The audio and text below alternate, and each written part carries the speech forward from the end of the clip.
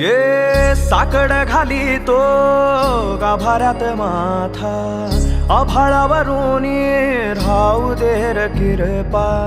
नमन तुझे मी करीतो र देवा, भरून झरू दे तुझी चर किरपा.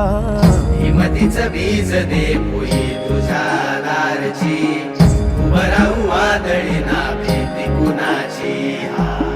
साथीला तू राहूबा मी वाट चालतो, खडतर वागडी असो दूरची.